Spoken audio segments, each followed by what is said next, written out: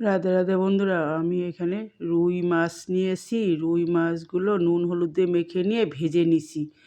আমি এইগুলা রসুন, আদা, লঙ্কা, ধনিয়ার গুঁড়ো দিয়ে একটু আলু সেদ্ধ করা ভেজে নিয়েছি। ওগুলো দিয়ে রান্না করব আমি। মশলা আমার ওইটুকুই লাগতেছে। এখন কয়েকটা সেদ্ধ করা আলু ছিল, ওইগুলো কেটে ভেজে নিচ্ছি লাল লাল করে। অন্যদিকে আমি মাছগুলো ভেজে নিচ্ছি উল্টে পাল্টে।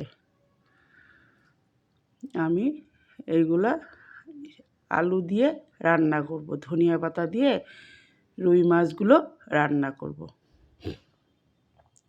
এখন প্যানের মধ্যে ওই তেলের মধ্যে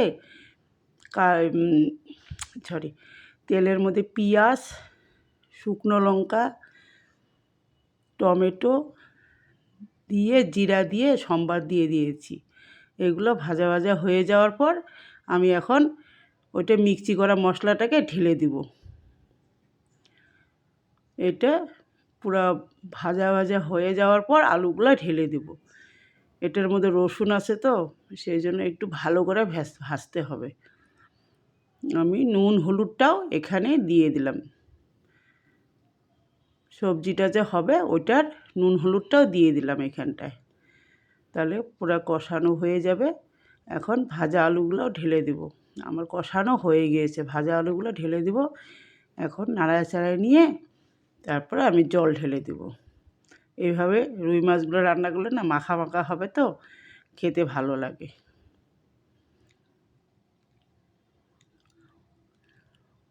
আমার পুরো হয়ে গেছে। এখন আলুটার সঙ্গে মশলাটাকে ভাজা ভাজা করে নিচ্ছি আর কি, মাখায় নিচ্ছি।